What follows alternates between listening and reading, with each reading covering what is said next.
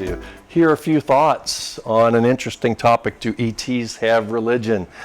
I'd like to introduce a few other thoughts first before we kind of delve into that question. And it has to do with the topic of human intelligence.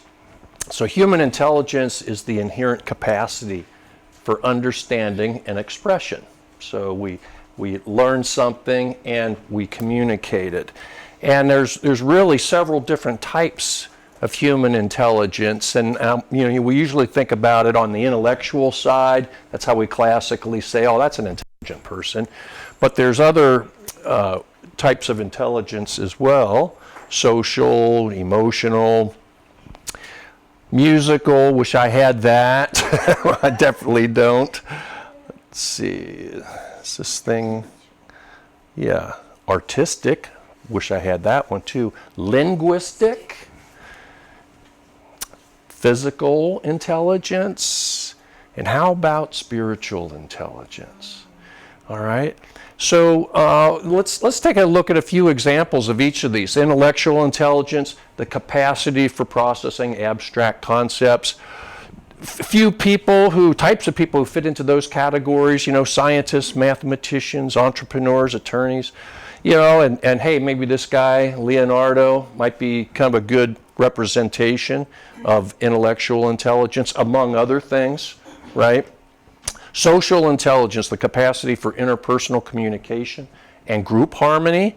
So, these types of folks, politicians, movement leaders, tour guides, yeah, they have social intelligence, and certainly Gandhi had that as well, able to galvanize communities.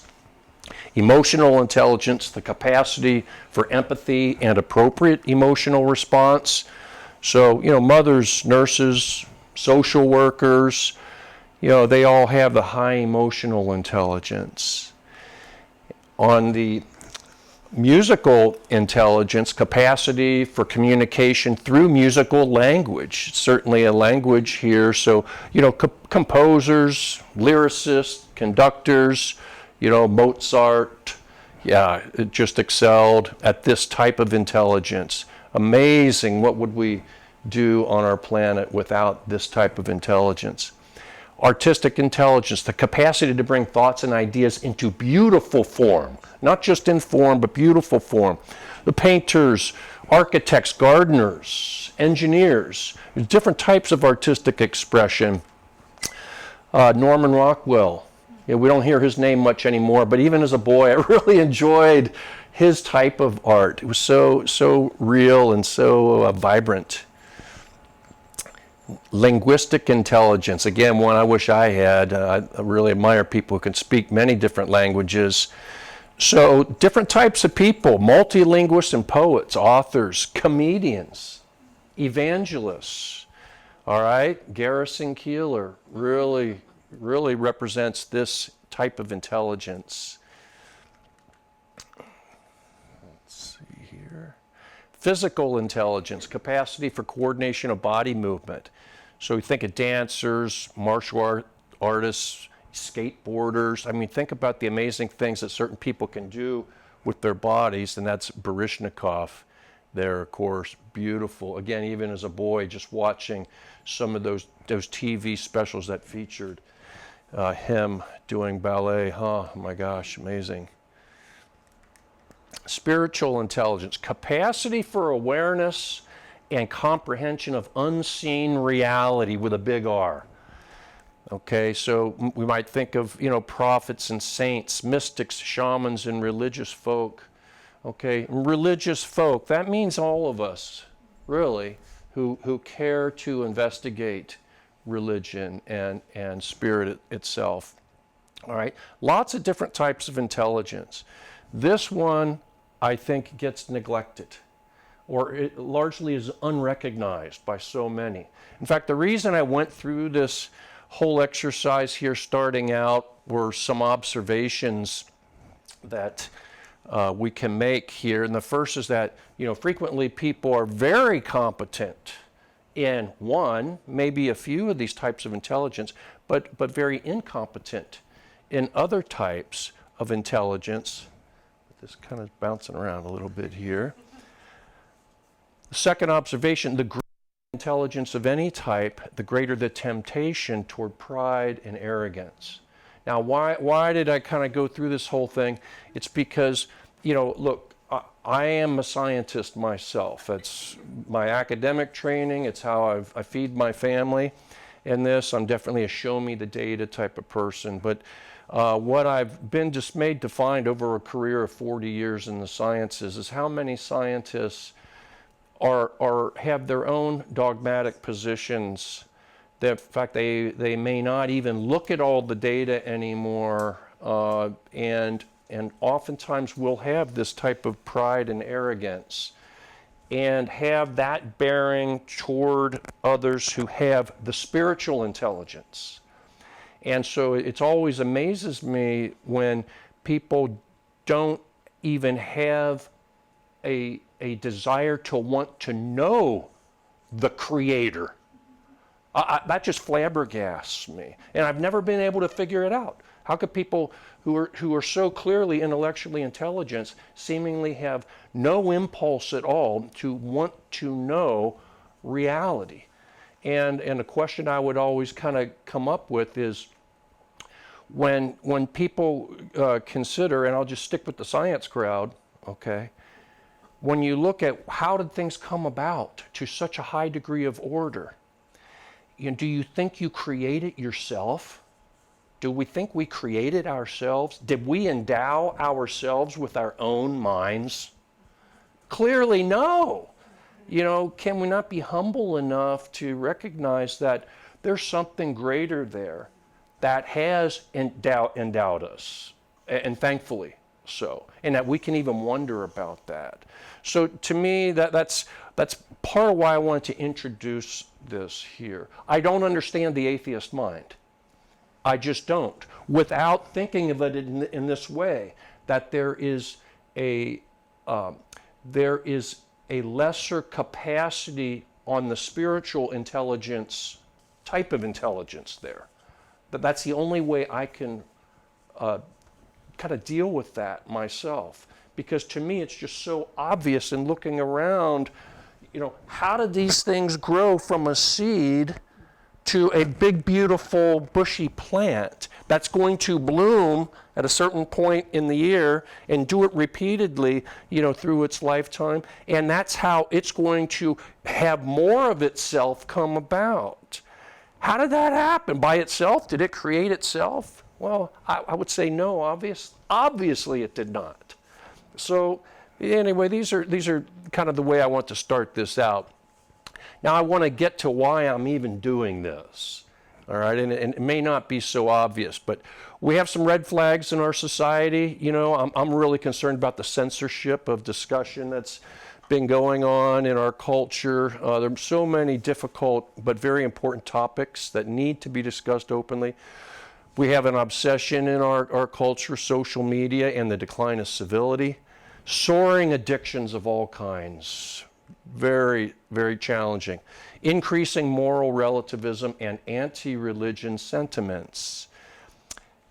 Increasing abandonment of religion by young adults. This has been happening at such a feverish pace, the abandonment of religion by the young ones, and it's having, I think, some dire consequences.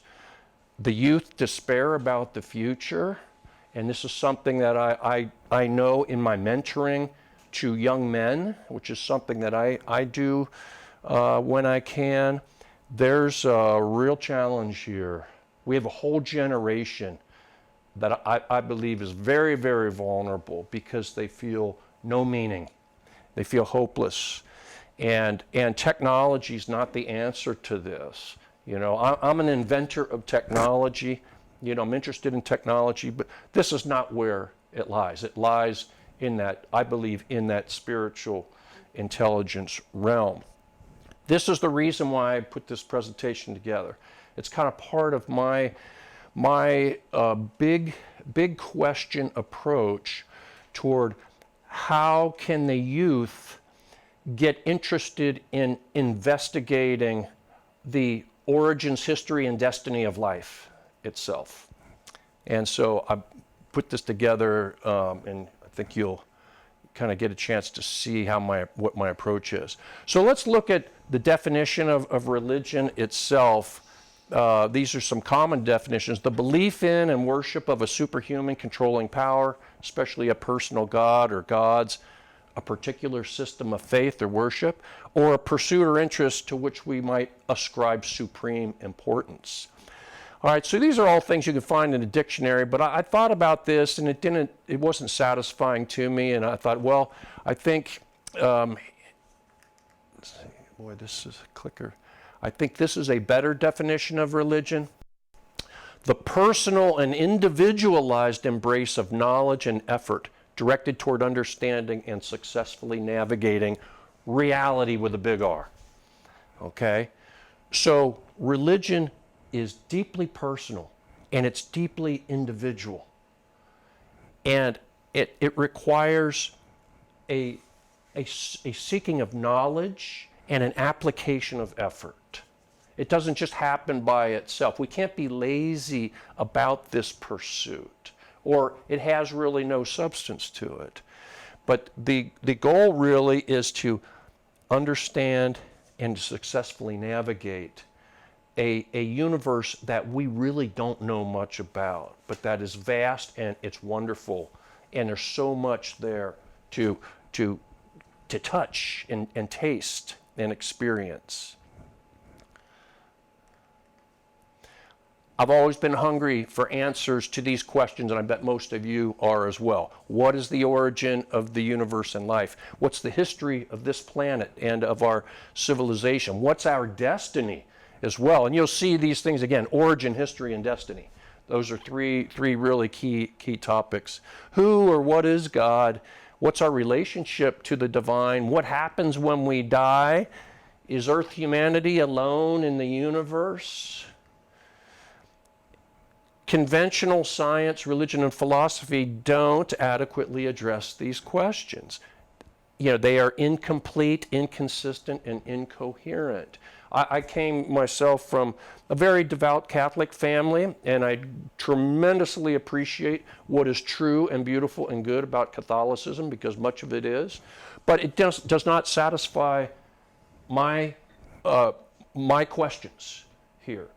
You know, maybe partially in some ways, but definitely not to the degree that I'm interested in knowing. So, you know, I've gone for, many decades looking, okay, where else? Where else is there more information? I want to know more. Okay, so, whoops. Sorry for the bouncing around here. Okay. Brought me to encounter this book, the Urantia Book. And these are all just three different covers over time for the same book. But the Urantia Book has been very, very helpful in exploring these big topic questions here. And I've been examining it for probably, since I think the year 2004, I think is when I first came across it. It was a very unusual way how that happened. I'll maybe get to that at the end when we talk about some questions and that. But at any rate, it's been very, very helpful. We talk about a little bit here about why I think it's worthy of investigation. It's a matchless revelation that addresses those big questions in incredible detail. And it's comprehensive, it's consistent, and coherent. Unlike any work of literature I have found anywhere. And we're talking a 2,000-page book. It's quite the study. It makes sense in a way that I just have not found in my pursuit of other sources of information on the big questions. And I consider it a beautifully intelligent and masterfully articulated harmonization of science, philosophy, and religion. How'd it come about? Well, there was information that was communicated to a small group in Chicago. These were a group of doctors and their associates back in the 20s and 30s. This was pre-World War II. It was after World War I, but pre-World War II, long before the Roswell incident. But during the era of rapidly advancing nuclear physics, which I think is significant, and what we also would know is that what was going on geopolitically in the world at that time, it was the advent and rise of communism, totalitarianism, another brand of totalitarianism that was arising in Germany as well. Our world was at a very, very powerfully imbalanced state at this time. I don't think it's an accident that this communication came through at that time. Okay, clicker. All right, so the source of the information claims to be a commission of celestial personalities of various orders from various planets. So different types of beings. There are no claims of human authorship, and that was demonstrated in court as well. A judge actually made a ruling on that during a copyright, some copyright challenges and things like that. But the judge acknowledged that there was no human authorship in this. Pretty interesting. Boy, this is just not. I don't know if that's the case. Let's. Boy. Hold on here a second. All right. 2,000 pages. They were typeset in 1942, published in 1955, and it's been translated in many, many different languages since that time.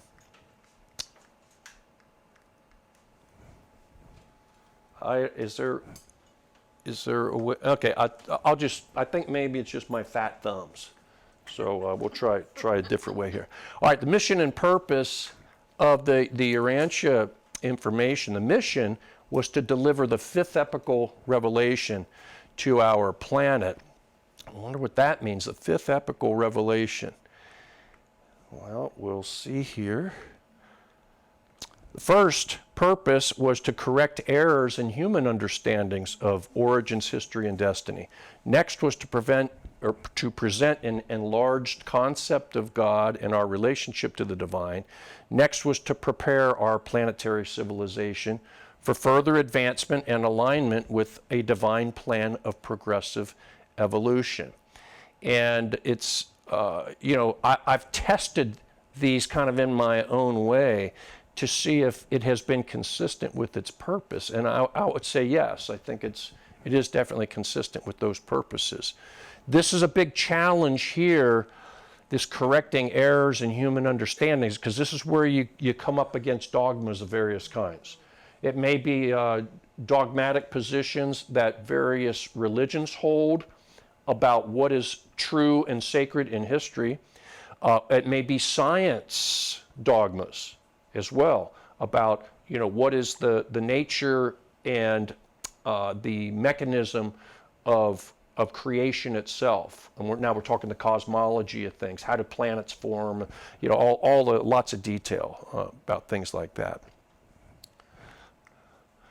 Well, here's our little planet. They say that it's called Urantia because it means our place in the heavens. It's kind of beautiful. Oh, so the name of Earth is Urantia. Okay, some of the topics in the book.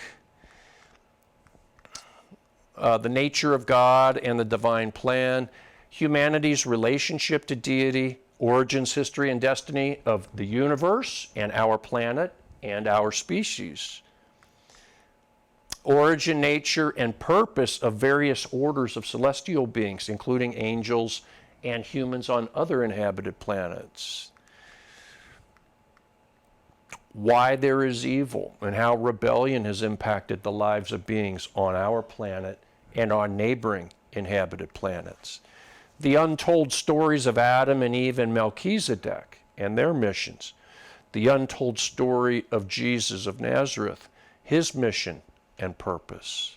Pretty interesting. I mean, given that these are celestial beings talking about this stuff, I'm like, that's pretty startling, you know. And the little Catholic boy inside me is going, wow, that's really curious. You know, I want to hear what they have to say about this. Yeah. Detailed commentaries on science, cultural advancement, governance, marriage and family, and religion. Okay.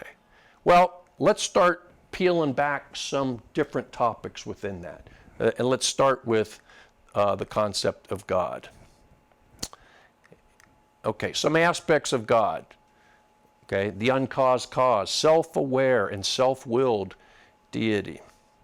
The original personality, the origin and destiny of all created personalities. Infinite, eternal, and ultimate reality with the big R. Omniscient, omnipotent, omnipresent. Pure spirit, the source of all mind, matter, and energy, the source of life itself. The source of all potential concepts, things, and beings. The source of batteries, maybe. Creator, upholder, controller of all universal laws. Experienced by creatures as truth and beauty and goodness. This is really something that shows up again and again. Truth, beauty, and goodness. And I was always kind of curious, because it is something in my Catholic upbringing. I would hear that's actually kind of baked into Christian perspectives as well. And it makes more sense to me now as it's kind of those things are peeled back as far as what those things really mean. And God being personally knowable and experienceable by created beings. Personally knowable. Not as some force or principle, but as a personality. In fact, the origin and destiny of all personality. So here's where getting into our intellectual intelligence becomes really important because of the abstraction that we have to approach here when it comes to God. All right? So when we think of primal deity, the all that is in its original, call it just awesome boundlessness, formlessness, whatever you want to call it, but undifferentiated original deity personality. All right? Undifferentiated original deity personality with all potential imaginable. Now, if you're a being and you're the only being and you have absolutely everything, what could possibly increase your joy? Sharing. That's the only thing that could possibly increase your joy. So that undifferentiated being differentiates, and it establishes the first relationship, the Father to the Son. Now, the Christian terminology here is obvious, but we don't need to get focused on that. It's just because we're talking concepts here. But there is a parent to a child relationship, a sharing, and the establishment of the first relationship. Now, when you have two beings, what is it that brings them greatest joy? It's to co-create a third. You talk about if you have a couple, let's say you have a married couple, what brings them greatest joy? It's to co-create another being like them. They had children, right? Now, I'm a father and grandfather myself. This kind of makes sense to me. So what happens? There's another differentiation. Now we got Father, Son, Spirit. All right? So this is the Trinity. This is the Trinity concept. All right? and it's abstract, but it makes sense. So Trinity, three persons in one God. Trinitization was a logical and inevitable reality in order for that original deity personality to escape from the bondage of boundless infinity. This had to happen. It was inevitable because, again, it was the only thing that could increase its joy, was to share. Okay? So it makes sense. Can I ask you a question? Yes. This all From the Urantia Book that you're quoting all these quotes? Yes, these are coming from the Urantia Book. That's what the question was, is this from the Urantia Book? And yes, I am essentially showing you how it is approaching these things and why I think it makes sense. Okay, so the original relationship occurred by the being becoming father to the Son. The original co-creation resulted in the emergence of the Spirit. The Father, Son, and Spirit are distinct persons, yet they're equal and inseparable. And the masculine and feminine principles are inherent in the Trinity. That's why we shouldn't get worried about, oh gosh, how come it doesn't say mother, daughter, and that instead of father, son? It's just like, we got to get over that stuff, and just like, look, we can do that. We just got to get past our own ego blocks on what holds us up, because the ego will definitely look for controversy in everything, and if we don't get that out of the way real fast, it just bogs us down and we stop learning. Okay, the father aspect, the dominant characteristic is love. For the Son, the dominant is mercy. The Spirit, it's ministry. The Trinity, it's justice. Okay, it's kind of interesting why the Trinity has the justice trait, and it's this: the administration of justice is not to be an individual decision. It's not an individual being. It needs to be a group assessment. An assessment of the facts and all the circumstances and all that.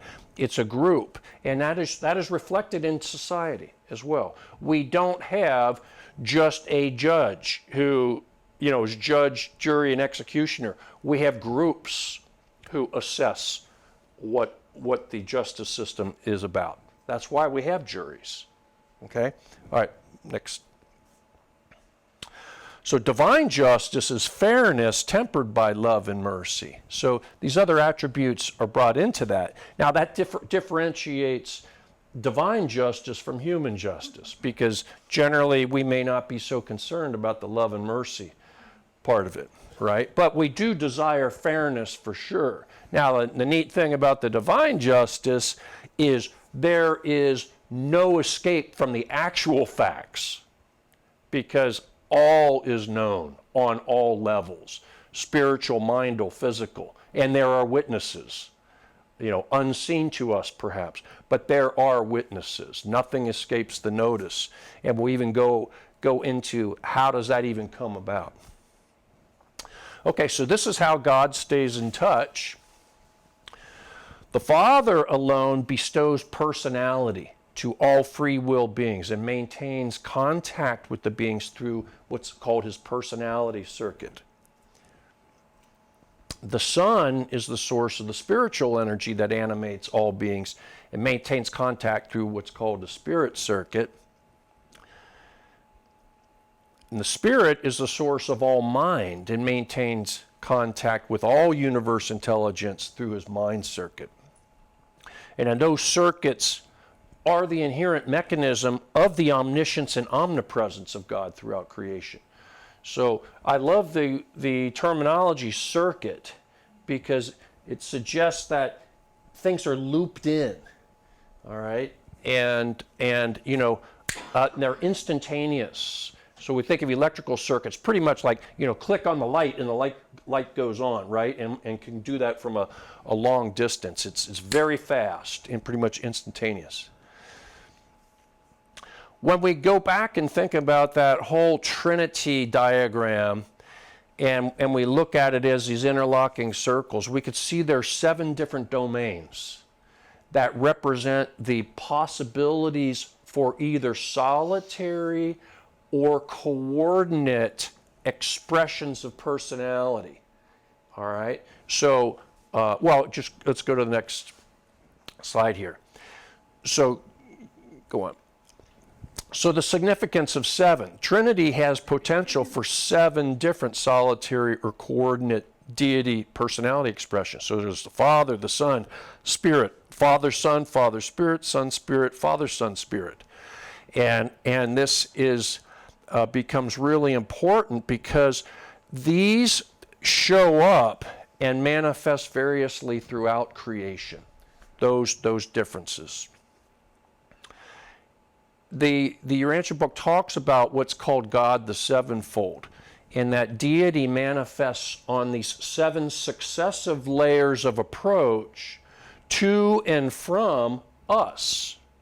Okay? And the reason why that's necessary is because of the vast differential between pure spirit, which is God, and beings who are largely material, which is us. So there has to be this a declination of approach. Because if we were all of a sudden somehow to find ourselves in the direct presence of God, we would essentially, we just couldn't handle it. It'd be like, boom, the fuse would blow. We have to have a graduated approach. So here's another way of thinking about those first 3 approaches. You know, the Father at the center, then next the Son, then the Spirit, but then there's 4 other levels going out and toward our order of being. So the 4th level is what they call the Supreme Being. The Supreme Being it's a very interesting concept here, and we have to first kind of think about this. Knowledge implies potential. Being implies experience. And having both is very desirable. So what does this mean here? Well, let's say Wendell, is it? So Wendell, you could be an airline pilot. You can get the knowledge, right? You know how to go about assembling knowledge. But you're not an airline pilot till you've actually had the experience of sitting in the cockpit and taking that thing up into the sky, right? So knowingness is not the same as beingness.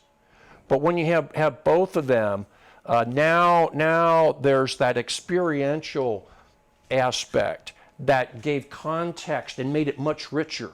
It, in fact, takes it to another order of reality. The Supreme Being is evolving experiential deity.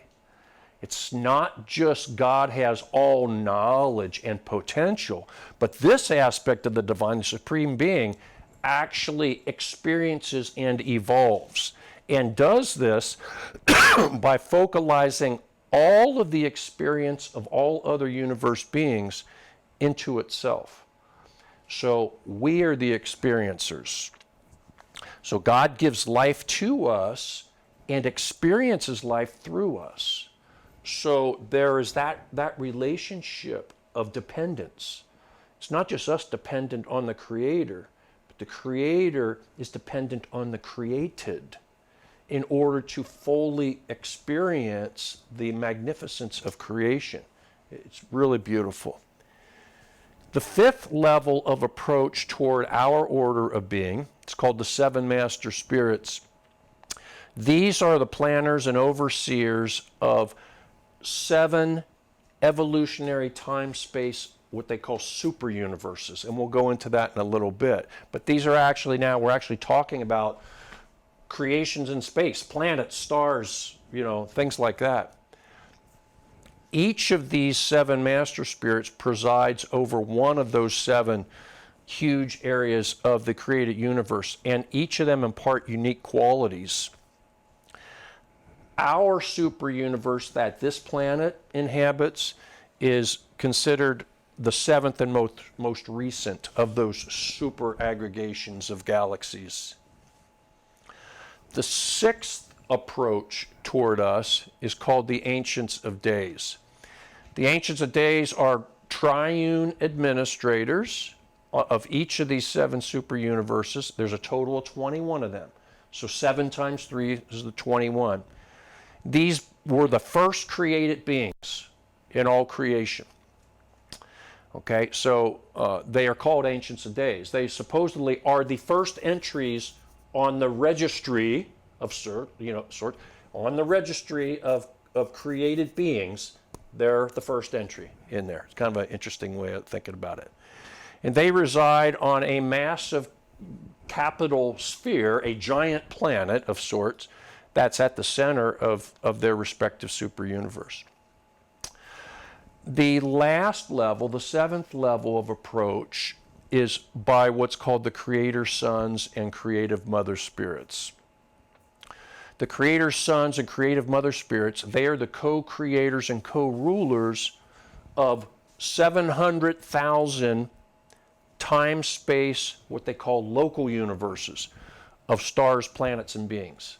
And we'll go into this a little bit here, but basically a local universe would be comprised of ultimately 10 million inhabited planets would be in that region of space. It's enormous, but it's far, far smaller than what a super universe would be. In fact, there's 100,000 local universes in a single super universe. Okay, so it's just the enormity of things is staggering. Now, a pair of these creators, creator sons, creator mother spirits, they are responsible for the long and slow evolutionary process of stabilizing the spheres, the actual physical planets, and developing primitive creature life on those habitable planets to the point of human emergence. Not just humans here on little Earth, but on any planet that is eventually to be inhabited by intelligent creatures with will, with free will, like us. Because we are not the only humans. There are other humans on other planets, many, many, many. This template organism is very workable, and it's not by accident. Okay, there's things that can be done with a being that inhabits a physical template like what we have as these bodies, and so it's a pattern. So the Creator Son and Creator Mother Spirit, they steward the human ascension plan through the ministry of various higher and lower orders of other created beings who they created. And these include the angels. And there are other administrative beings who have specialized service, non-humans, but who help us. In fact, they're very dedicated and very necessary to our progress because we're starting at the lowest level of free will being. And we have the challenge of navigating a very complex universe, and we need lots of stewardship along the way. And thankfully, it's provided us. Okay, we'll take on this topic here, the bestowals of the Creator Sons. A local universe Creator Son is said to undergo 7 different bestowals in the likeness of the various creatures that are created by he and by the creative mother spirit. The incarnation as a human being is the last of those 7 required bestowals. And after that 7th bestowal, the Creator Son is said to pour out the Son's spirit on all of the inhabitants of that planet, so that there is a spiritual fraction of that Creator Son with everyone on that planet and going ever forward there. So every being has that presence, that actual spirit presence, whether they're aware of it or not, which is kind of a big question in there, because becoming aware of that spiritual presence is something that's extremely transformational. And that's personally, that's another story of my story, but this is really important. Next. So every other inhabited planet receives what's called a magisterial son who incarnates as a human and performs a similar mission as to what the Creator did on the one particular planet that he incarnated on. Because he can only do it once. He incarnates once, and it's on only one of those 10 million inhabited planets in his local universe. All right? But for all those other planets, they're not forgotten. They get their own high being who incarnates and does every bit as magnificent a job of service by that incarnation. All right, so they're not like left behind or lesser than or whatever. It's just this is kind of a singular event, I guess we'd call it. Okay, so what's the purpose of the bestowal missions? Well, what it does is it allows the Creator Sons to gain understanding and sympathy for their various creatures, and it's through direct living experience, living among us as one of us. Very important. So the Creator Son reveals the loving nature of God the Father, and this is a quote from the Bible, "He who has seen the Son has seen the Father." And I think most of us know who said that. Okay, it was Jesus. And teach the idea and cosmic truth of the brotherhood of man.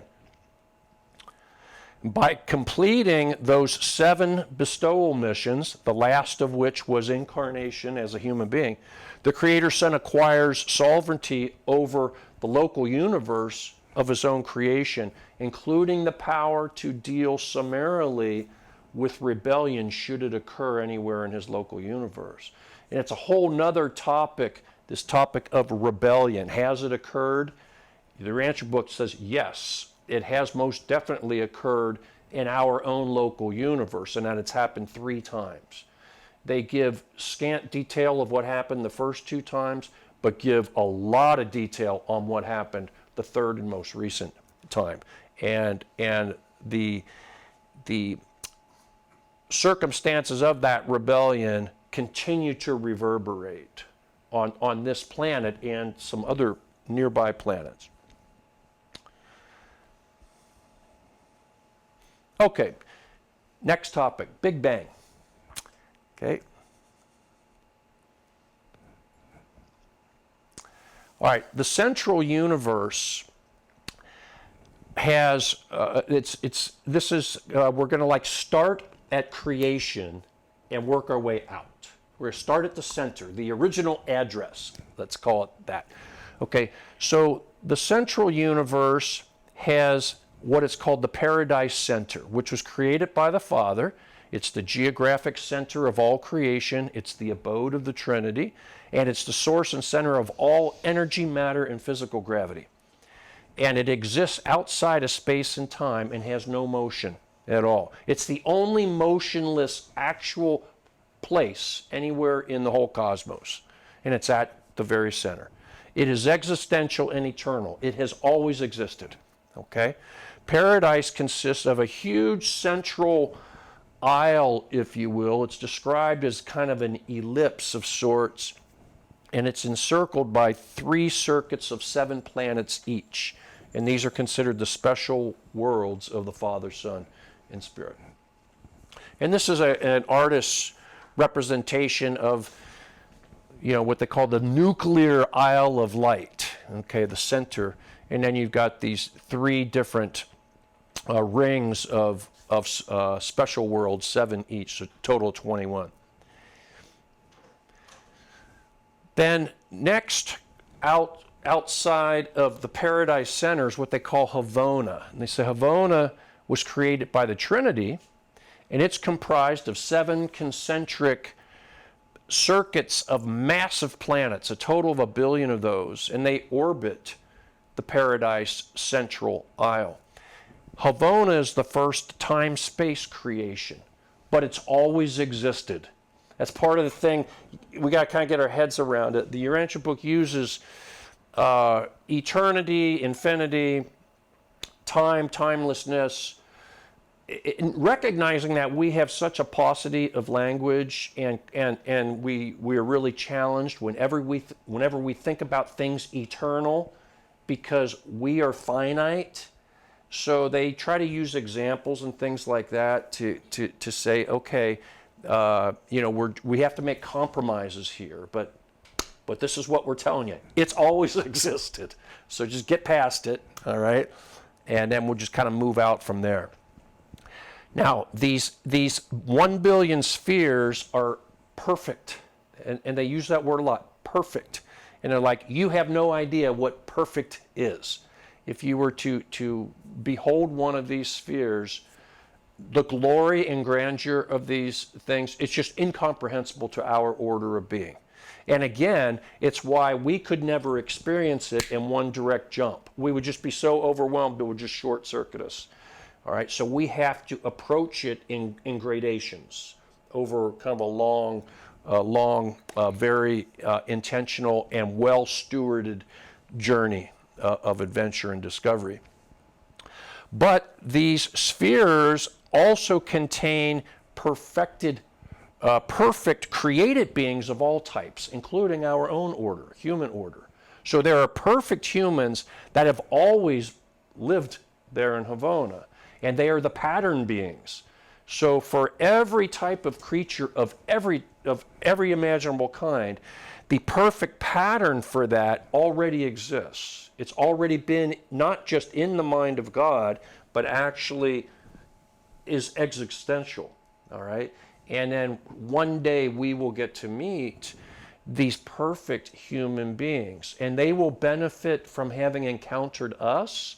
We will benefit from having encountered them, because they, being created perfect, they have the handicap of having gone through experiential acquisition of new and better fill in the blank.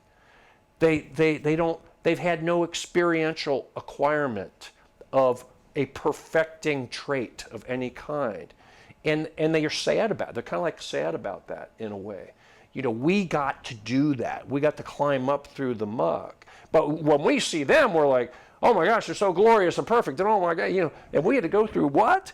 To all that? But there's this balance of the perfect and the perfecting, and we benefit from each other. Okay. So this is the artist's rendition of Havona. Next. Okay, let's talk about time. This is kind of a little fun exercise here. All right, so what is time? Some of these things are my definitions, kind of meager, but anyway, time is a mental construct that provides a frame of reference for relative motion or movement. And even in a timeless realm like paradise, the spiritual beings, we're told by the book, they are endowed with an inherent sense of sequentiality. So even though they are in a timeless realm, all right, and there's no movement there, these spirit beings have an inherent sense of sequentiality. So when I first came across, I'm like, what could they possibly mean?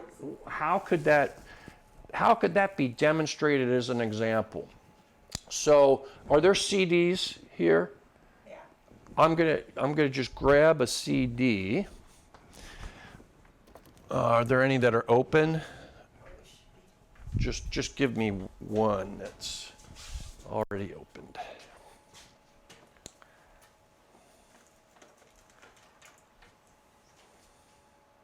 Perfect. Okay. So here we have a CD. And go ahead, you can go to the next slide. Or next, yeah, right here. So, CD disc analogy. All right. So, any one of us can look at this CD, and we know it has something on it. There's information on this, right? Let's say it's songs. We know that those songs are a sequence of information and frequency, and there's coherence to them, right? Because we know if we play the song, we can actually hear the music itself, all that information. So from a reference point outside time, and like we all are right now, because we're looking at the whole CD, all right, so outside time, that whole disc and all the signs, all the songs on it, they exist simultaneously. And we know that each of those songs it's an intentional sequence of information and frequency, all right? But it's not till we actually plug this in, the CD player, and from the standpoint of now being inside time, we get to experience that sequence, and we actually hear the music, right?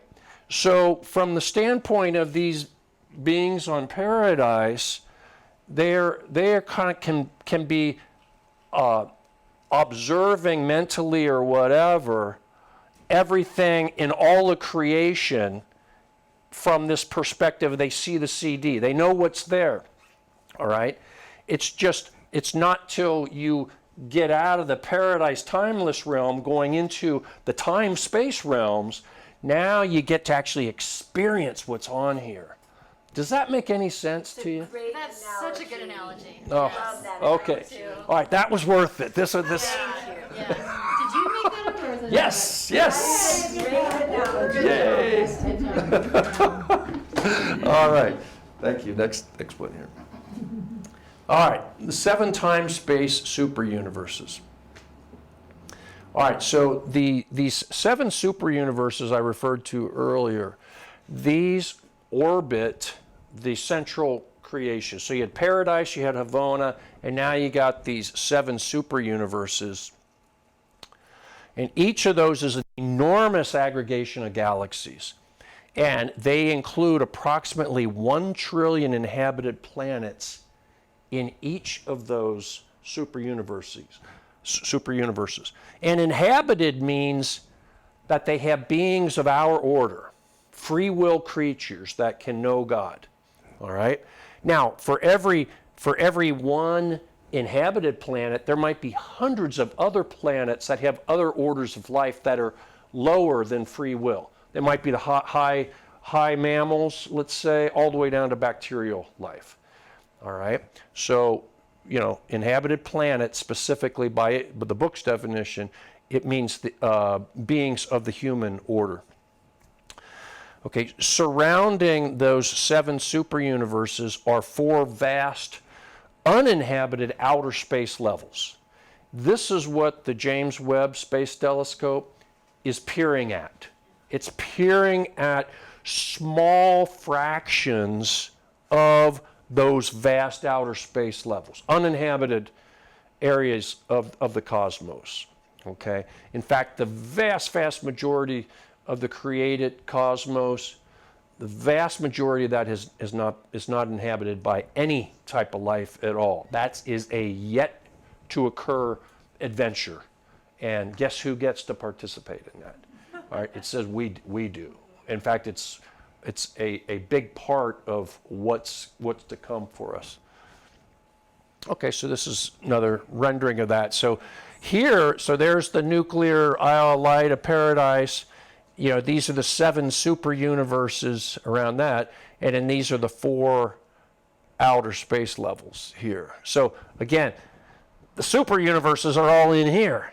It's still a tiny bit of the big. It's just the vastness of the whole thing is just. Where's Earth in the mix? We would be in one of these 7 super universes, and we're in a. Yeah, it's mind-blowing. So let's look at this, okay? These are the administrative units of a super universe. So a super universe, it's 1 trillion inhabited planets. A local universe has 10 million inhabited planets. And a local universe its boundaries actually are defined by the spirit presence of the mother. It's kind of beautiful, isn't it? So the creative mother spirit, her actual spiritual presence is what defines a local universe. So going from our local universe, to the next door neighbor local universe, there's an actual spiritual boundary. There's one creative mother spirit, and then the next one is another creative mother spirit. Okay? So, and they're personal. These are personal beings of very, very high order that someday it says, we'll get to meet her. It's kind of really cool. The constellation has 100,000 inhabited planets, a local system, 1,000 inhabited planets, and then an inhabited planet such as our own planet. So, we got one inhabited planet, 1,000 of which make a local system. All right, 100 local systems in a constellation, 100 constellations in a local universe, and 100,000 local universes in a super universe. It's a busy administrator. Ooh, yeah. All of these have to be administered by other orders of being who know what the heck they're doing. Okay, or there'd be total chaos reigning. Highly, highly inhabited cosmos. Just incredibly inhabited cosmos. Intelligent, ordered. Okay, it's not chaotic. Okay, the Big Bang Theory, we've all, heard about that. Okay, well, what's it based on? Well, it's based on, this an understanding and some measurements that the universe appears to be expanding and that galaxies are accelerating away from each other, and there's the detection of what's considered this cosmic microwave background that's supposed to be from the original, energy from the first few moments of the of this singularity explosion and all that kind of thing. Now, the adherents to this theory claim that the universe itself and time originated from this infinitesimally small singularity, extremely energy dense, nearly 14 billion years ago. All right, that's what vast majority of the physicists accept. And yet they, of course, have no explanation of what came before it, what caused it to bang, which are metaphysical questions that freak out, can't think about that, right? Yeah, so we make up things, all right? And because we don't know, all right? Instead of saying, well, it makes sense that there's something came before it. But at any rate, they propose that the universe will eventually just diffuse out into a frozen wasteland of sorts, or it'll somehow reverse and come back in, collapse on itself in a big crunch. Right now you're talking about human beliefs, not Urantia. Right. This isn't the book. This is part of what, current, cosmology is all about. All right. Yeah, it is. It's bleak. It's really bleak. All right. Now, the Urantia book, however, says the paradise center of all creation has always existed, and it's the source of all energy, matter, and physical gravity itself. Havona has always existed and has motion, therefore time has always existed. And that space itself expands and contracts. In fact, it calls it space respiration. And at that expansion and contraction cycle happens in approximately 2 billion year cycles. And at right now, space is at the midpoint of the expansion phase. And saying this is what goes on. It's these vast cycles. Well, how would we ever know? Because we're the fish inside the fishbowl, so we can't know this. But beings who are outside the fishbowl are like, well, yeah. This is going like this all the time.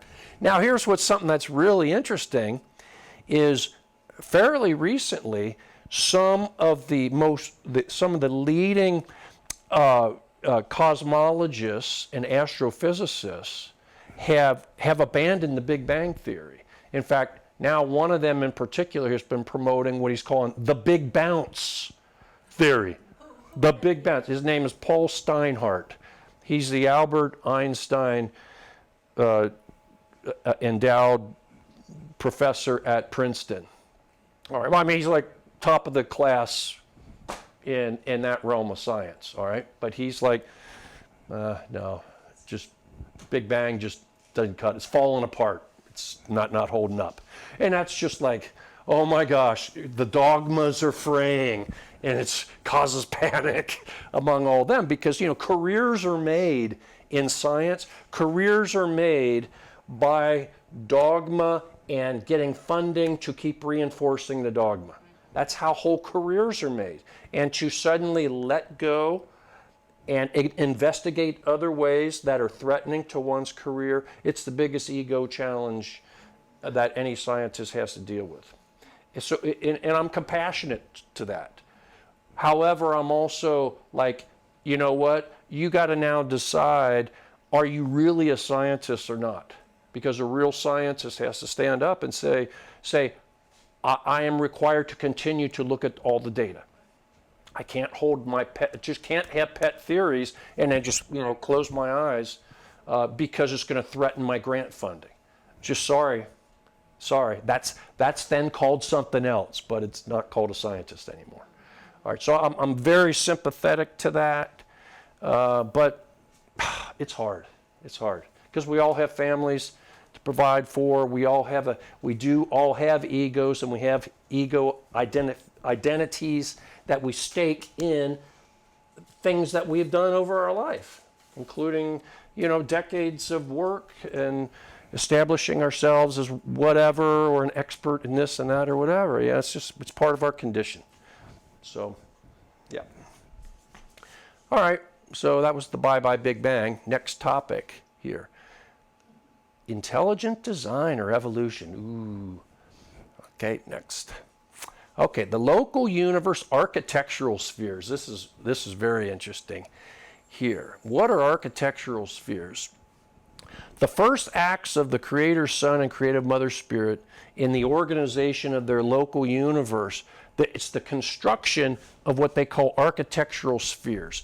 And those comprise the capital worlds where the administrative headquarters are, as well as satellites of at the local universe, the constellation, and the local system level. There's one local universe headquarters planet, and that's where the Creator Son and Creative Mother Spirit, that's their headquarters, so to speak. And she apparently resides there. However, her spirit endowment is essentially broadcast over the whole geographic domain of her local universe. All right, because again, that's what defines a local universe, is the Creative Mother's spiritual presence. But she apparently cannot leave the headquarters planet. She's kind of fixed. She's fixed there, okay? Because for her to leave would disrupt a lot of things that we don't understand. The Creator Son, however, he can move. He can move around and does. 490 satellites. Next.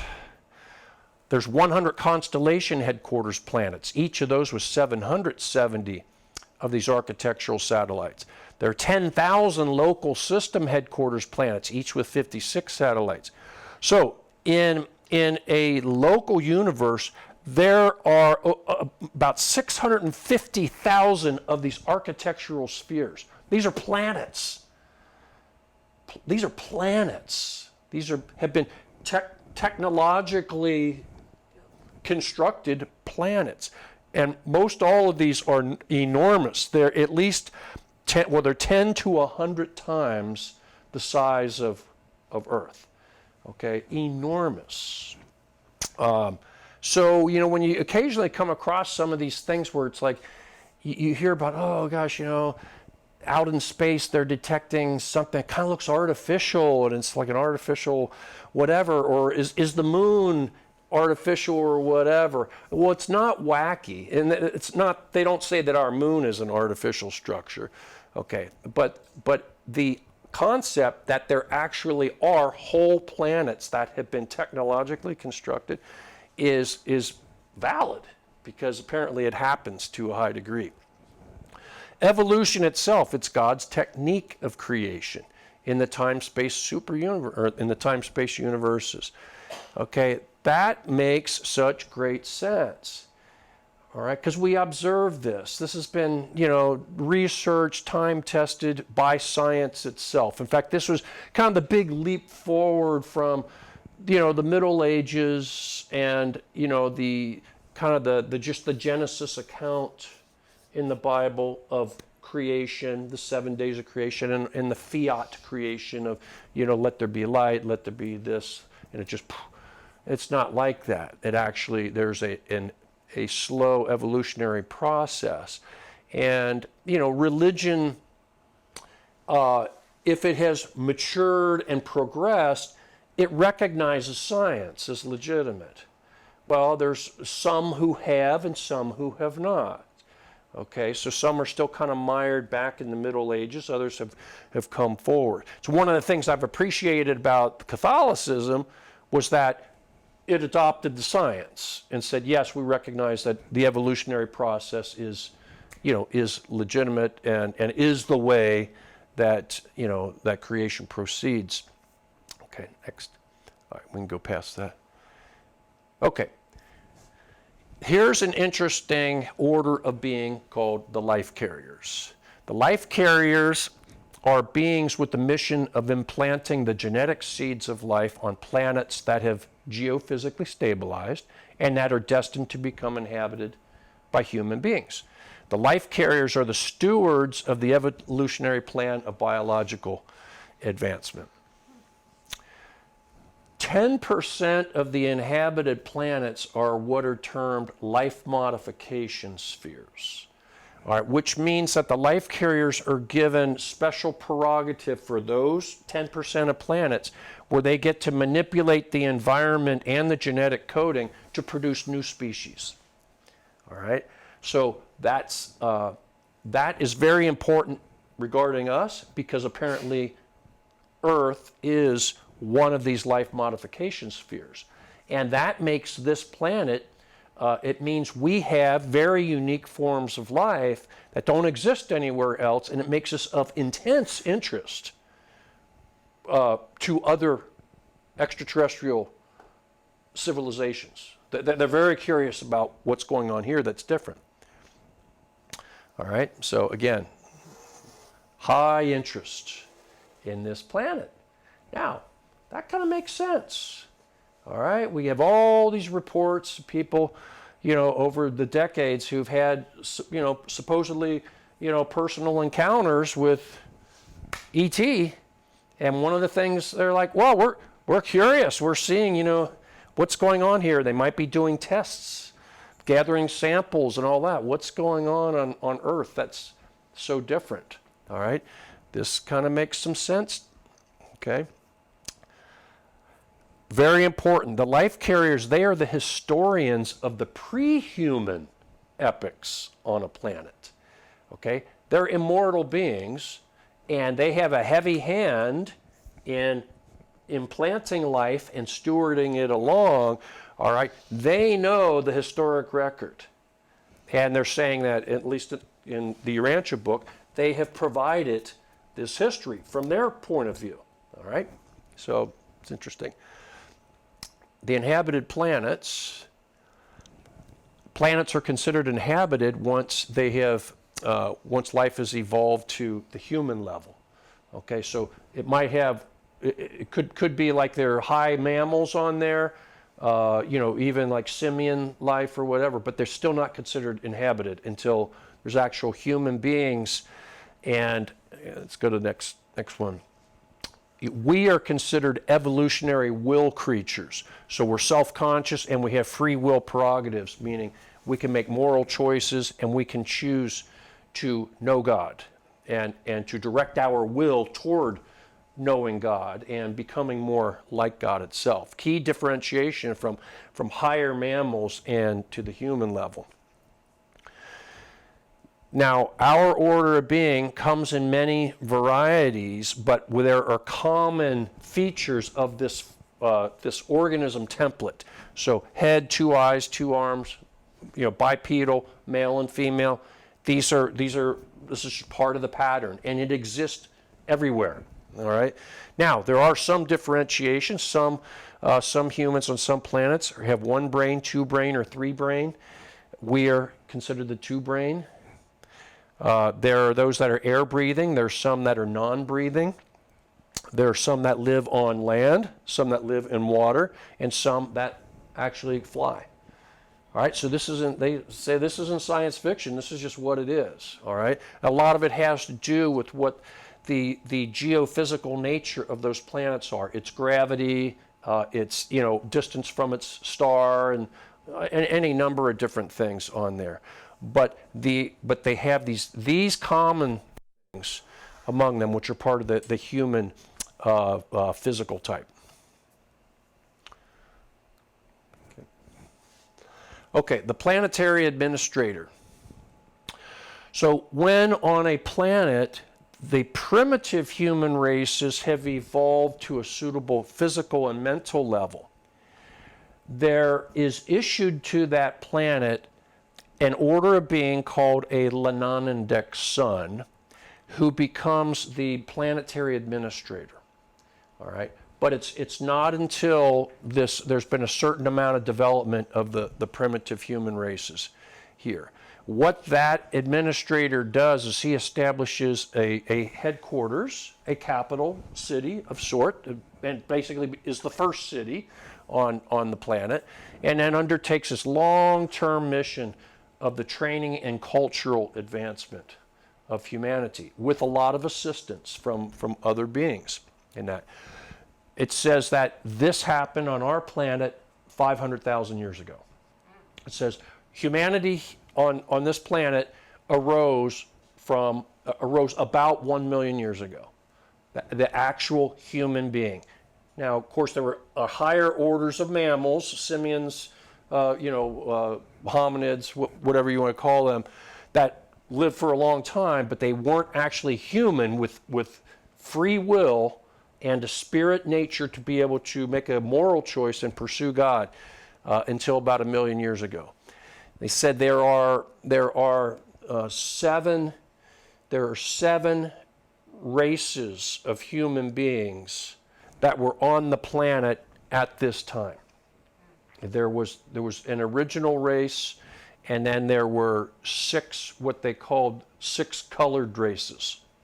And they go into all that. There's all kinds of things about, human origins and the mixing, blending of the races and all this kind of thing. Fascinating, but lots of detail on that, and I won't be going into that. Now, the best and brightest humans were selected, trained, and then sent back to their tribes as ambassadors to carry on the training. And that was the pattern for how culture would advance. It included the gradual blending of the various evolutionary races to ideally achieve a fairly homogeneous planetary race embodying the best characteristics of each of the racial strains in preparation for the future hybridization mission, my word, not the Urantia's word, but the hybridization mission of the planetary Adam and Eve. And so this is going to be an interesting thing too, because it's not just this planet that is said in its legends or whatever, however you want to think about it, that there's an Adam and Eve. They're like, no, this is for every inhabited planet receives essentially an Adam and Eve to do this. So there's the primitive human. They advance, they blend, they reach a certain critical stage of maturity and various traits of sorts, and then there is dispatched these two, who then upstep the whole human race by essentially interbreeding with the evolutionary human. All right, it's some of the most interesting thing in the whole Urantia book is this whole story of Adam and Eve and all of this. And I'm using the word hybridization mission here because what do we hear in so much of the ET lore, right? About hybrids, human alien hybrids and all this kind of thing. Well, it's like that's not so far-fetched because this is what has gone on in our own history here. Go on. So let's take a look at the planetary Adam and Eve. They're genetically superior man and women. These are physical beings, all right? But they are sent to the planet from the local system's headquarter sphere, okay? So they were sent, ours were sent here, it says 37,000 years ago is when we received our Adam and Eve. Next, 8 to 10 feet tall. Can't miss them, all right? Tall, they radiate a visible violet glow. In fact, they're called the violet race. They have two different circulatory systems, one of blood, but they also had one of a light energy. And they were essentially immortal as long as they occasionally partook of some of the fruit or leaves or whatever from a certain type of shrub that was transported with them to the planet. And this again is a pattern that goes for all of these different inhabited planets. All right, these beings are master botanists and zoologists. They understand everything about the biological life on the planet that they are going to serve, and they're they're kind of the ultimate stewards from the biological aspect of life on the planet. They are supposed to create approximately 1 million or so pure line descendants of the violet race over multiple generations. All right, and kind of grow that pure line population, which eventually would be for interbreeding with the evolutionary humans to greatly improve the humans' genetic endowments. Okay, because these are far superior. The Adam and Eve are far superior genetically in their traits. And what ends up happening is the evolutionary humans, through that interbreeding, their progeny end up having enhanced spiritual perception, mental capacity, telepathy, improved physique, resistance to disease, and longevity. All right, so that's the plan, and this is what happens on normal planets that don't have a disruption to the plan. Okay, so more to that story. I don't know if we'll get to that because we've got, how are we doing? Everyone hanging in there? Okay, all right. So we'll see if we can get to kind of the rest of the story there. Anyway, so let's look at this here. The creature experience of the divine qualities. Okay, very important here. The extent to which a created free will being recognizes and desires to align its will with the divine qualities of truth, beauty, and goodness, that determines the degree of the being's receptivity to communication from God. Okay? So when we exercise our free will to embrace these qualities, truth, beauty, and goodness, that naturally increases our receptivity to contact by the divine. It's beautiful, and it makes sense. Okay? Desiring to do the will of God, it's not servitude. What it means is that we are increasingly manifesting the godlike qualities in our life. And actually, to do the will of God is the only meaningful gift of value from the created to the Creator. The only gift of value. And it's unfortunate that the way we distort this whole notion of wanting to do God's will as if it's a master and servant, instead of a father and child or mother and child, okay, where we know, those of us who are parents, we know that, look, we would never want to enslave our children. We want them we desire their love for us, but mostly we want what is for their greatest well-being. That's what we really want. All right? It's not for us, it's for them, that they choose to exercise their free will and embrace the truth, beauty, and goodness. That's what we really want our children to do. Okay? Next. So that desire to embrace those divine qualities and to do God's will, it's essential to becoming increasingly godlike. This makes sense. To me, this really, really makes sense to do that. Now, is it easy to do that? No, I would say it's probably the biggest challenge is for us to be vigilant and continually to assess, okay, am I doing this? Am I on the mark? You know, where am I falling off the path? You know, what have you, and that. But it makes great sense. Okay, the indwelling spirit. There's a divine spark of the universal Father that's gifted to every human being, everyone. And that indwelling spirit inhabits the human mind, yet is subservient to the human will. Isn't that something? So there's God in the human, but anything but a master-slave relationship, because God's spirit is subservient to our own human free will. You know, what's that? That's amazing. Okay?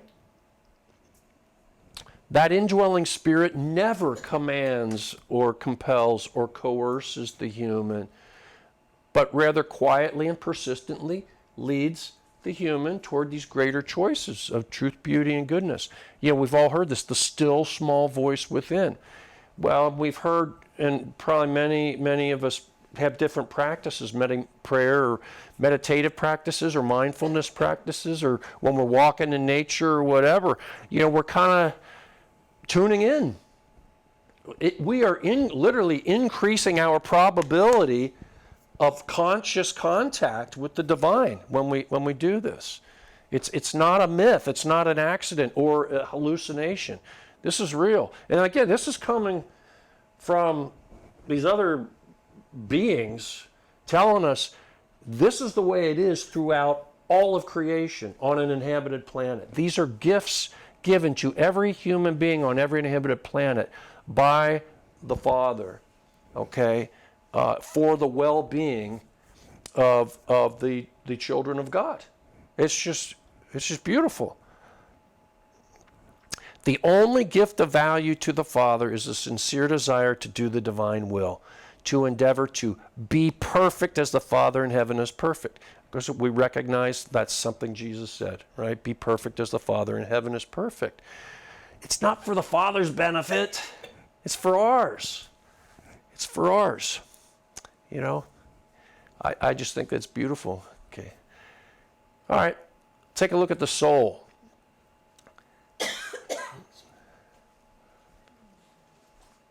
Okay, the evolving human soul. So the soul, this concept of soul is, you know, we hear different, there are many different thoughts on what a soul is and, you know, what it does, where it goes and all that. The Urantia Book has its own sophisticated definition of what the soul is. But it says a human soul is distinct from the mind, from the personality, and the indwelling spirit of God. It is something different. It's an evolving reality. And it is created and it grows by our free will choices of those divine qualities and through the agency of that indwelling spirit. It's a blending of our mind and that eternal spirit component. And the soul has the potential of immortality. But its form is a new substance. It's not mind, it's not material, and it's not just spirit. But it's something that it uses this unique term that I've never come across anywhere else, but in the Urantia Book, called Urantia. Okay? But it's some type of this blend of mind and spirit. And it's capable of taking a form, an actual form, to provide a type of, well, I guess you call it for lack of a better word, a type of body, okay, or vessel. Now, the eternal survival of the human personality through the vehicle of the soul, that's a free will choice, and it's not automatic. Okay, so we have this incredible gift of free will prerogative, and nothing is forced on us. All right, we need to choose it. This is a book I highly recommend on this whole topic of the soul by a gentleman named Byron Belitzos, who's become a friend over the years. I really admire, he's very scholarly in his research and his writing, so it's might be something you want to check out sometime. Okay, heaven. Let's take a look at what the Urantia Book has to say about this. Okay, the ascension journey of the human soul here. So upon the death of the body, the unconscious, immature soul is escorted from this planet through the guardian seraphim, the guardian angel, because that's a whole other topic. Are there angels? Yes. Are there guardian angels? Yes. All right. Again, not a myth, but these beings are saying, no, this is an essential part of the stewardship of humans on all planets.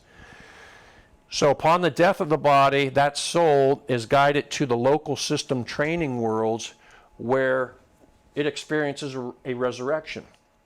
And into a new body that's comprised of that strange word, that Urantia substance. So that Urantia substance forms the new vehicle that the soul inhabits.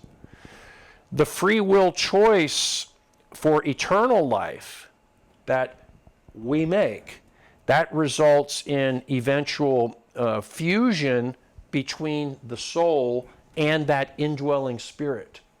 So we actually, there's a transaction that happens there.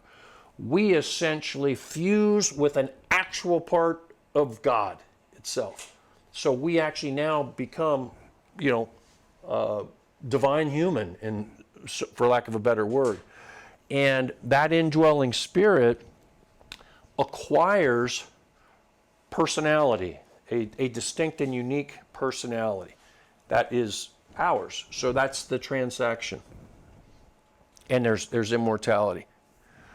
Okay, spiritual progress occurs through a long series of successive resurrections in ever more glorious forms and further training on increasingly resplendent planets.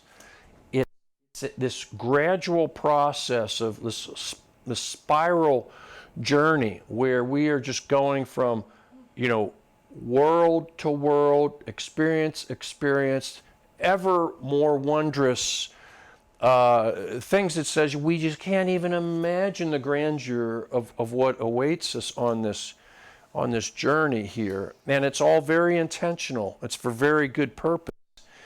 Along the way, kind of intermediate along that journey, we will reach eventually the local system headquarters world where we would directly, encounter and become very familiar with the Creator Son and Creative Mother Spirit. But far beyond that intermediate destination will actually be at the paradise center of all things itself, where we would actually have communion with God, Now, long way off, and many, many different, what they call these resurrections have to occur. In fact, I think they said there's I may be wrong about the exact number, but I think they said there's 500 some of these different resurrections that we go through. Not reincarnations, but resurrections where we get attunement in this type of Urantia body. It keeps growing and becoming less and less material and more spiritual. Because in our approach to the source of all things, we have to become more like God, who is spirit, in order for us to comprehend God. So we're kind of leaving behind the vestiges of the meat suit, okay, to become more spirit-like. Okay, Now, at that stage here, we're at paradise. It says at that stage, our soul, it's now a perfected spirit being. And it's been because we did the work. We made the choices, the free will choices to do that along the way. This is a bona fide acquirement that we did through our own effort. All right? And we had to start at the bottom. Really at the bottom. And we are so envied by so many of these other beings who've been created at a high order, because their creation there is a handicap in a way, in that they were denied the opportunity to go through all of the struggle and all of the rewards of those struggles. We complain and whine about it all the time because life is hard for us. It really is. And yet we are envied in such ways by these other beings who we would go like, oh my gosh, look at them. How come we aren't like that? We were cheated. God created them way up there, and we're kind of mucking around and get the flu every year and have to work for a living and all that. But they're just like, oh, you guys actually get to acquire knowledge and experience and wisdom and all that through your work and your labors. And it's so, nothing's certain. It's so uncertain for you guys. Nothing's a given or a fact, or it's given to you. You have to actually have risk. And it's amazing. It really is amazing. It is exciting. It's very exciting. So I like to use this phrase with my own children at times when they are become very despairing because of the challenges of life. I'm like,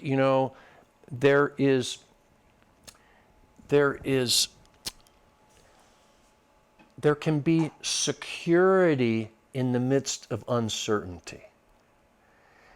When the children can become aware that they are never alone. They have the presence of the loving Creator with them always. A spirit presence of that very same Creator. It's always with them. All right? And it's never forgotten them. And it's helping them in so many ways. And even guardian angels who are real. And many of us probably have encountered them in certain ways that we can't explain. Or maybe we have the privilege of explaining it. But yet we have that with us. And we're so distracted from these awarenesses of these divine presences. But if we can remember it at all, and then to take encouragement and heart from that, to know that okay, we got what it takes to just kind of get through this. Just get through this. Yeah, there's uncertainty, but there's security in knowing that we're not alone. We have all the power of the universe with us and at our disposal, and a lot of help along the way. None of us are in this alone, but we get conditioned into thinking that we're isolated, so security in the midst of uncertainty. All right. Well, that long perfection training that we go through in this spiraling journey, it's not by accident. It's not something that is unintentional, but it is preparing us for the ability to serve in a very, very high capacity. Possibly even co-creation of new inhabited planets. There's just so much that's open to us along the way. And apparently we get to choose among many different possible paths for how we end up, employing ourselves as glorified divine humans in what we do. So a lot ahead of us. It's very exciting. So, these things here, we get tremendous education and training, and there's challenge and adventure and discovery, all for the purpose of increasing our understanding of reality. Here we go again. What's real religion? Okay, it's intensely personal and individualized, knowledge and effort toward being able to successfully navigate reality, right? And increasing our capacity for joyous service. It's not sitting on the clouds. You know what I mean? As a kid, I'm thinking like, the last thing I want to do is just be sitting, on a cloud like, this was it? How ridiculously boring is that? And they're saying, oh my gosh, if you only knew, because where we derive so much satisfaction is through our service. It's when we're helping people, we're helping others progress. That's what gives us real joy. It's sharing in that, okay? And we've got just apparently so much we can't even imagine ahead of us. It's going to be just amazing. Okay, well, we talked about heaven. Let's take a little look at hell. All right, well, we get to choose. It's a consistent theme here. We can choose soul survival or soul extinction. It's up to us. Now, when we embrace the truth, beauty, and goodness, divine qualities, which are aligned with cosmic reality, well, that's the choice for eternal life. But if we embrace evil, we do that willfully and persistently, what that actually does is it renders our personality insane because it's not aligned with the cosmic reality. So when we're not aligned with the reality of creation, we're going the other direction, that's a choice for insanity, and it ends up extinguishing the soul. It's not God doing that, okay, any more than what a parent seeing their child get into addictions of various sorts where the child's exercising their free will to do self-destructive things. That's not what the parent wants at all, to see that. And the parent tries to do everything it can, but the parent cannot override the free will of the child because that's an inherent capacity in the child. Same thing goes here, all right? There's no eternal damnation and hellfire for the wicked because God doesn't torment or torture God's children any more than human parents would do that. We're not going to torment and torture our children. We want them to turn toward what will give them greatest well-being. That's what we want as parents. If all offers of divine mercy and redemption are rejected by the being, the most merciful fate of the cosmically insane is personality annihilation. This is the most serious decision in all of the cosmos. This is never undertaken by an individual. It's a group decision. And it's done at the very highest levels. In fact, at that level, we talked about the Ancients of Days, all right, which are even above the Creator Son and Creative Mother Spirit. The Ancients of Days, those are Trinity personalities. Okay, and it's their job at that level to make these decisions. And it's the most serious decision. And everything is taken into account on the benefit, on the account of the being, the wayward being. Everything is looked at that to see if there's anything that can intervene in this decision. Because this actually is a self-willed decision. All right? Because what ends up happening, and it says the book again and again, that the rebels who have caused so much havoc, not just on this planet, but in our local area of the universe, because there's been many planets who've been entangled in the rebellion and all the destruction that's happened, that there have been many, many proffers of rehabilitation for those beings, and they generally have rejected it, not just rejected it, but rejected it with absolute contempt and disdain, which is just a choice. And they know what the consequences are, but they're just choosing it. So it's like, okay, there's a certain point where even the most loving father does not stand by when one of the children consistently is trying to destroy the whole family. The responsible father finally may have to make the decision to put that wayward son down. Terrible. Terrible choice to have to come to that. Okay. But anyway, that's we got to face the maturity that's embedded in free will prerogatives. We have to accept that that's the consequence of having an actual free will, because God did not create us as slaves. And it's hard, Okay. Angels. Let's see. Guardian seraphim. I love this. As a child, my father would, at bedside, we would kneel down and say a guardian angel prayer. I will always remember that. Always remember that. And in my own personal experience, I've had encounters, and amazing. So grateful for these beings. And it was beautiful to find such an extensive accounting, excuse me, an extensive accounting of who these beings are and what they do, what they're about in the Urantia book. It's just beautiful. I love reading the sections about the guardian seraphim.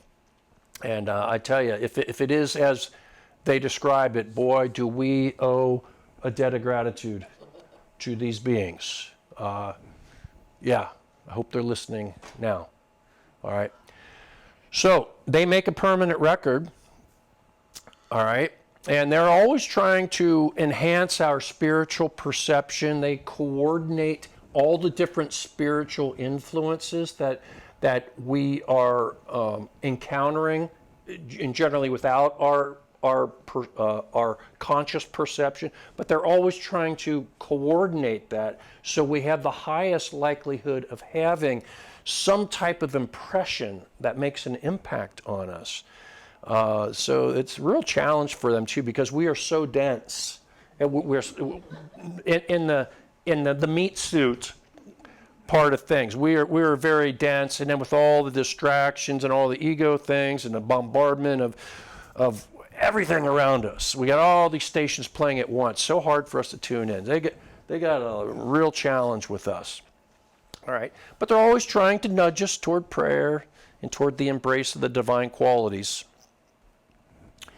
Okay, after physical death, a guardian seraphim actually encapsulates our soul and transports it from this planet to the local system headquarters planet. And they call the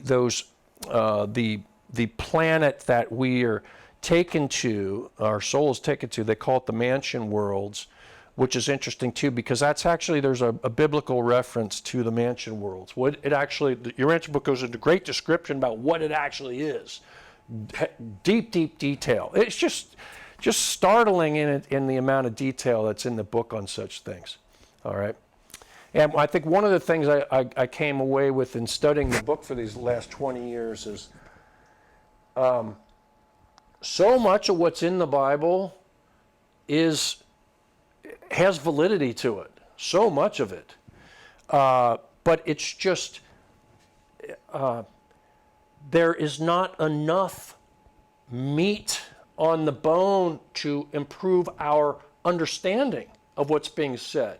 And so we get these snippets, and people are, for 2,000 years, since the Bible, I don't know, 1,500 years anyway, have been trying their best to interpret.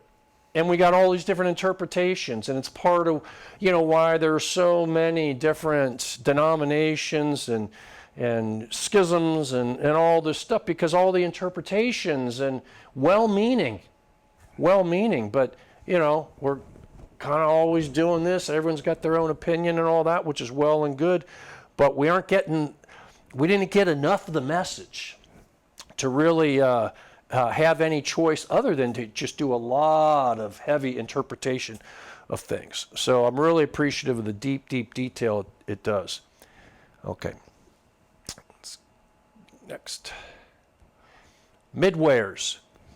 Okay, I'm going to be wrapping this up in just a few minutes here. Midwayers are an order of being in between the angels and the human, and they actually are the closest beings to our order of being. They live among us. We generally can't see them, with some exceptions. It does occur at times, in rare occasions. They're called midway creatures because they're kind of in between here. These are the planetary historians and the intelligence corps for other orders of being. So they've been with us ever since there've been, humans on this planet, and they have been keeping the records, basically. And they had a heavy role in the Urantia Book even coming to fruition, because they were petitioning to have the information come through, because based on their role as planetary historians and watching what was going on, the humans now have nuclear science, and they've got this thing called communism going on, and they got these other totalitarian movements going on, and they just went through a world war, and they look like they are speeding toward another one, but now with devastating weapons here that could just incinerate the whole planet. All right, this is kind of my read on things here, but I think the midwayers are saying, like, hey, red alert, we need to give the humans something a lot more than what they have so far, because it's clearly not enough, because they're headed toward annihilation on their planet. Can we please give them a new revelation that builds on what came before? Okay, which is what it does. It doesn't like throw out the Bible or any number of other things, but what it does is it clarifies and adds so much more deep content that is consistent and coherent and comprehensive, so that we now have, we have enough history and education and enough development and progress where we can assimilate that information and do something good with it if we choose to. But that it's been ignored for 90 years for the most part, I guess that's not fair to say, but since 1955 when it was published, it's been largely ignored. It's very obscure. There are not that many people who know about it, given what is in there. Now, is it likely that there's a lot of folks in high places, including in various institutional religion, who are aware of this? Absolutely. And I think they're kind of like, okay, what do we do? If we acknowledge this, then it breaks down all our dogmas, and we lose control over people in various ways and all this and that. So I think there's that type of conversation that goes on all the time, too. But I think it's just a matter of time, and it may be part of one of the reasons of having put this type of thing together and trying to help people become aware, and with the invitation to investigate this. I think it's worthy of investigation, and just leave it at that. Check it out, see if it makes sense, see if it is helpful in some way. I believe it is. I think it's ripe for our species to have this information and become really familiar with it and be kicking it around and discussing it and going like, okay, what are the implications of this? What are the implications of even being able to ask a question? Do ETs have religion?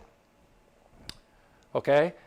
Because for us to debate that and really talk about it as a serious topic, that says we've come somewhere. All right? And I think we're right on the cusp of doing that. And we don't have to just speculate. We actually would have some reference material to say, oh, okay, well, let's kind of like go through some of these different big questions here and say maybe this makes more sense, because when we look at the backdrop of what even the official government acknowledgments have been in these last couple years on the ET UFO front, it's like, okay, there's been a step change. We're getting prepared for something. Definitely are getting prepared for something. Okay. Oh, this is interesting here. Midwayers can manipulate energy and matter in our own physical realm. So when we see these interventions that we say, oh, my guardian angel somehow took the wheel of the car or whatever, if that indeed happened, it was likely a midware actually did that. So again, these would be another order of being where we can be really grateful that they're helping. So yeah, interesting folks here. All right, this is, yeah, we got to wrap it up here. You know what? I'm going to leave it at this here. We'll leave it at the angel part. You want me to? Yes. 2 minutes. Okay, let's go. And we're going to go real fast. Was Lucifer just a mythological? No, they're saying this was an actual being, high order being, okay, and had high responsibility. In fact, was the local system administrator over 600 some planets in our local system. And this was the guy, okay, over all of that. He had the trust to steward along the evolutionary ascension plan, not just for this planet, but for over 600 other inhabited planets. 200,000 years ago, he betrayed that trust.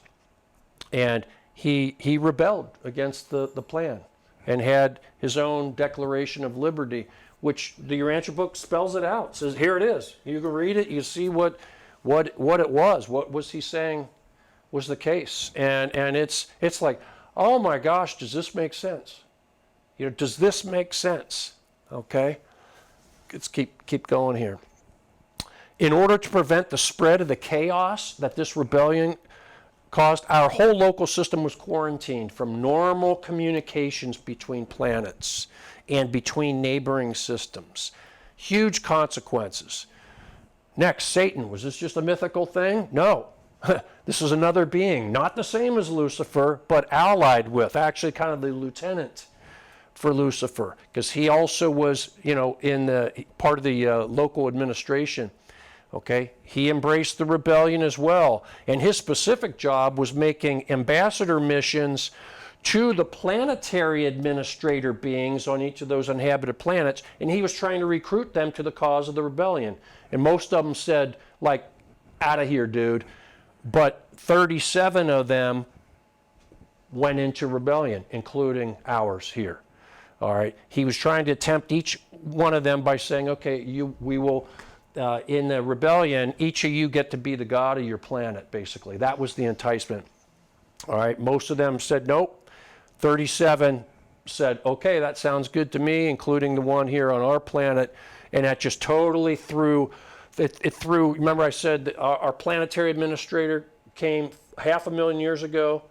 The rebellion happened 200,000 years ago. So there had been 300,000 years of progress for human beings. High culture. Advanced, who knows, maybe high technology. You wonder where like the megalithic structures, things like that came about, but then it went into retrograde starting 200,000 years ago. And the consequences have just been awful for us ever since. Okay, this is the planetary administrator being, Caligasti is his name, okay? So I can't go, we don't have time to go into more of this, but anyway, there's all kinds of information in the book about this.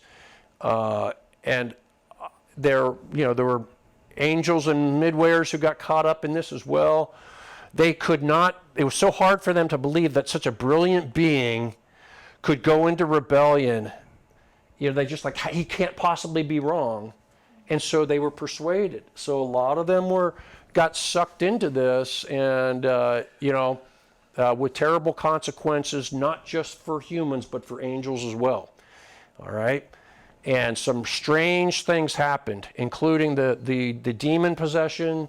It's from these rebel beings, and they call it out. I mean, they go into great detail about what was going on with all that. So there's been terrible consequences for us, but something amazing happened as well. And I want you to go Just keep scrolling here. Just go fast toward the end. Keep going. I'm just going to take it. Keep going. Fast. Fast.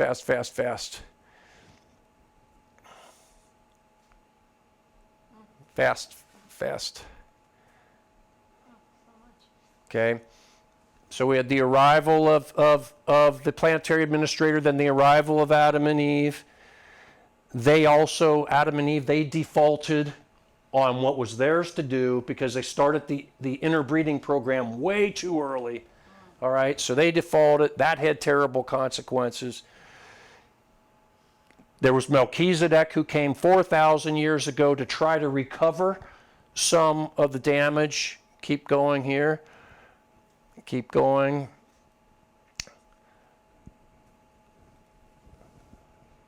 Then Jesus came. The Urantia Book, these beings, they say, this was the incarnation of the Creator Son of an entire local universe. He picked this planet because we were so disadvantaged, because we were dealing with the rebellion of the local system headquarters leaders, the rebellion of our planetary administrator being, the default of our Adam and Eve, those three levels of betrayal of trust so handicapped this planet and humanity on this planet that he's like, well, my seventh bestowal, that one, the least, that's where I'm going. And we know what the story was, how he was received.